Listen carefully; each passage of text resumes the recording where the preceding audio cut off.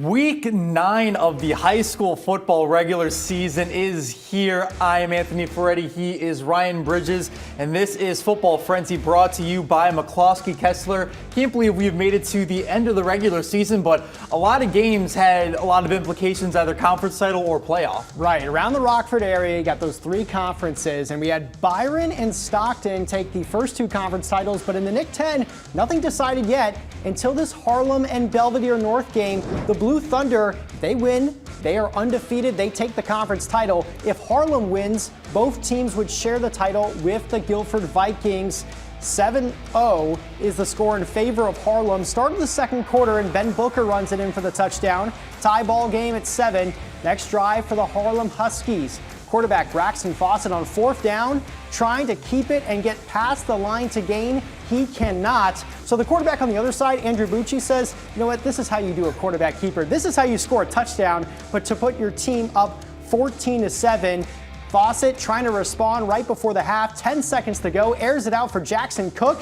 It's nearly intercepted. But the point is that the Huskies cannot cash in on that drive. And then Belvedere North, Bucci to Xavier McElroy on the edge. Flips it out to him.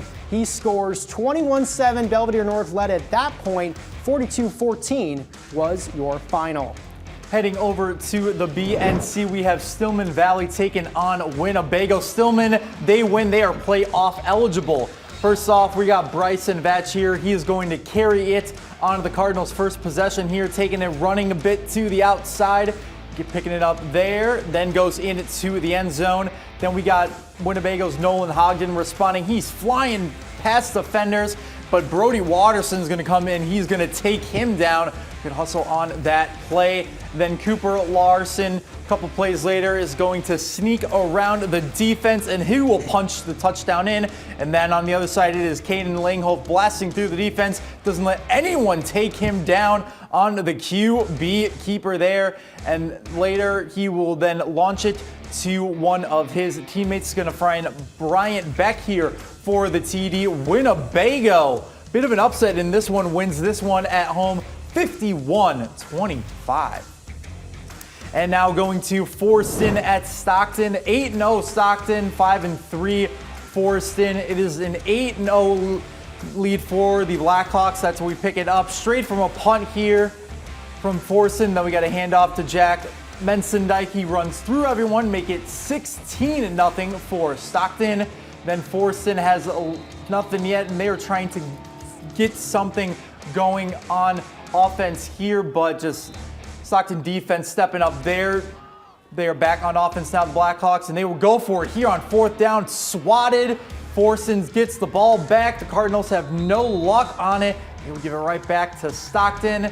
Mark Detweiler running into the end zone again, extending it to 20, and then the 2-point try goes nowhere as Forston swats it, and before the half, Stockton would win this one 44-6. Let's go to 7-1 Lena Winslow playing against Dupac for second place in the NUIC. We know Stockton is the conference champions, but the winner of this game is second place in the conference, a pretty big deal. But on the first play, it's Dupac going into the end zone. They score. Lucas Rosso to Cooper Hamilton. Then Lena Winslow responds on offense. They missed the 2-point try, so it's 6-all. And then later on, it's the Dupac quarterback. It's taken down on this play. A few broken tackles, but a play that's unsuccessful. And then Lucas Rosso airs it out, and he finds one of his best friends in Brady Moore for the touchdown. Lena Winslow back on offense. Cash Leishman, he's able to find a receiver. Aiden Wild is just doing everything for this offense. He scores there, and then he gets the handoff on the goal line as well to punch it in. 13-12 Lena Winslow was up at that point, and the final score was 40-20. They win it over Dupac. An incredible game out there. A 1A school in Lena Winslow taking down a 3A school. And, you know, Lena Winslow, they slipped up a little bit, but ever since that Stockton game in week 2, they have been rolling 7 in a row. I don't know. They could make some noise in the playoffs. Yeah, they have been dominant in the last 2 years. They've been to state. They have fell in the state championship, which is actually rare for them because they're just so dominant winning it. So they are definitely hungry to not only get to the state championship, but win it. Right. Conference championships are decided, but some other teams trying to get into the playoff picture. We'll have more on that after the break on Football Frenzy.